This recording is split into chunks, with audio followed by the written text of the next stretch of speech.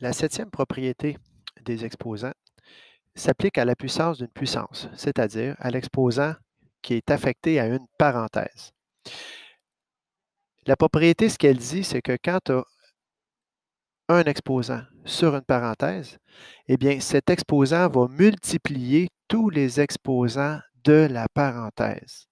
Donc, A à la m, entre parenthèses, à la n, on peut dire A à la m fois n.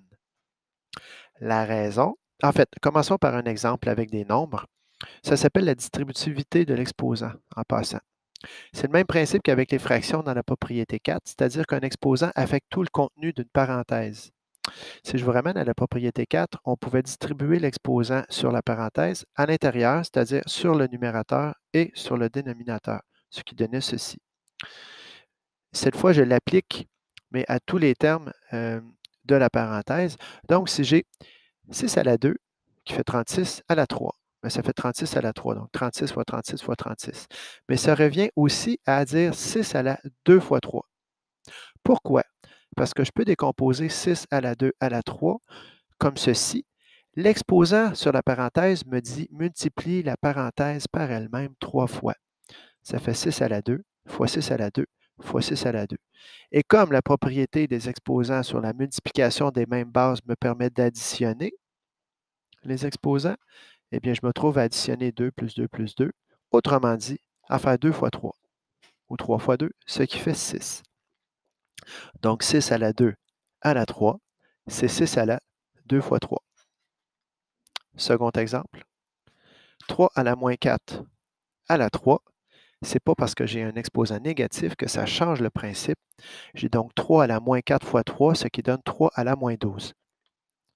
Encore une fois, exposant négatif, propriété 9.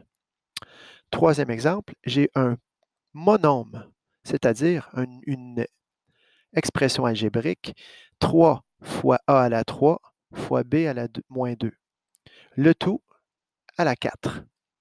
Ça, en fait, ça veut dire 3 fois a à la 3 fois b à la moins 2 multiplié par lui-même 4 fois, ce qui peut être long et ardu.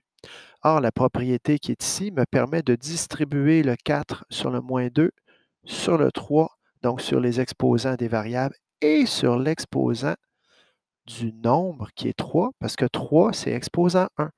Quand c'est exposant 1, on ne l'écrit pas.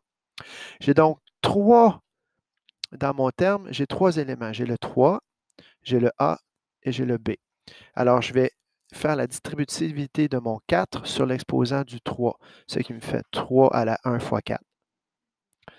Mon A, il est à la 3, ça fait donc A à la 3 fois 4. Mon B est à la moins 2, ce qui fait B à la moins 2 fois 4.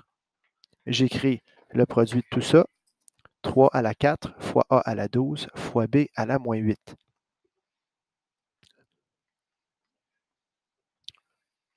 Maintenant, dans le même ordre d'idées, remarquez ici, je peux multiplier les exposants lorsque l'exposant est affecté à une parenthèse. Ce même principe me permet de faire un peu l'inverse, c'est-à-dire que si j'ai deux nombres multipliés ensemble et ces nombres, donc les bases, sont différentes, mais que l'exposant est le même, j'ai le droit de multiplier les deux bases et de les affecter ensuite à l'exposant, par l'exposant. Ça se trouve être un peu l'inverse de la propriété précédente. Alors, regardons 2 à la 3 fois 4 à la 3. Bien, comme l'exposant est le même, j'ai une multiplication. Alors, je peux dire 2 fois 4 à la 3, c'est-à-dire 8 à la 3.